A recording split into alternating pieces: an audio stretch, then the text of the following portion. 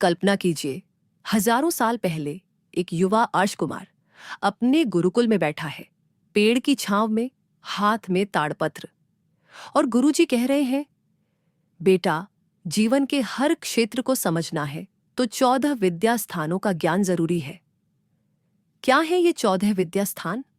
क्यों आज भी इनका जिक्र वेदों, शास्त्रों और आध्यात्मिक ग्रंथों में किया जाता है? और कैसे ये हमारी जिंदगी को दिशा दे सकते हैं? तो चलिए शुरू करते हैं आज की ज्ञान यात्रा एक छोटी सी कहानी से। बहुत समय पहले की बात है। एक गांव में अर्जुन नाम का एक जिज्ञासु बालक रहता था। उसे हर चीज जानने की बहुत चाह थी।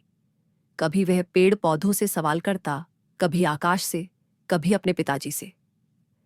एक दिन उसके गांव में एक वृद्ध ऋषि आए।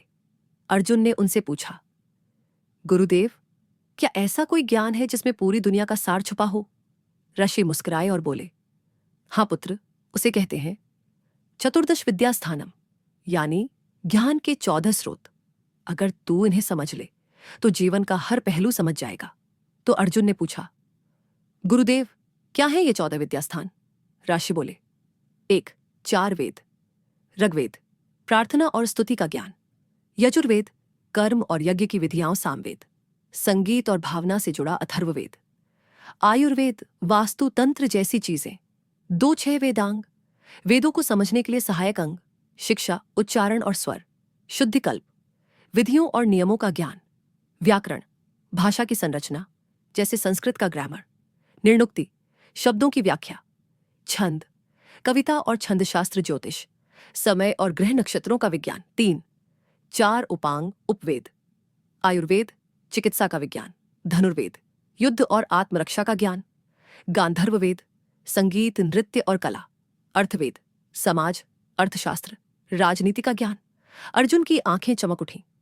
उसने पूछा, गुरुदेव, क्या ये सब आज के जमाने में भी काम आता है?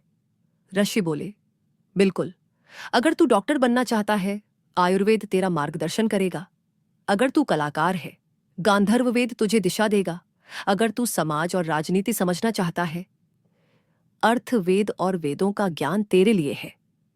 और अगर तू खुद को जानना चाहता है, वेद और वेदांग तुझे आत्मा तक ले जाएंगे।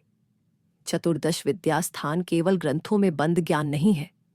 यह हमारी जड़ों से जुड़ा वह दीपक है जो अंधेरे में भी दिशा दिखा सकता है।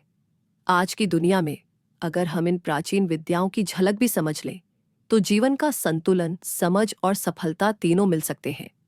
ध्यान दीजिए, हर किताब में ज्ञान नहीं होता, लेकिन हर ज्ञान किताब बन सकता है। अगर आपको ये वीडियो पसंद आया हो तो लाइक कीजिए, शेयर कीजिए और इस चैनल को जरूर सब्सक्राइब कीजिए। अगली बार हम किसी और रोचक वेद शास्त्र से जुड़े विषय को कहानी के रूप में आपके सामने लाएंगे। ज्ञान ही असली शक्ति है।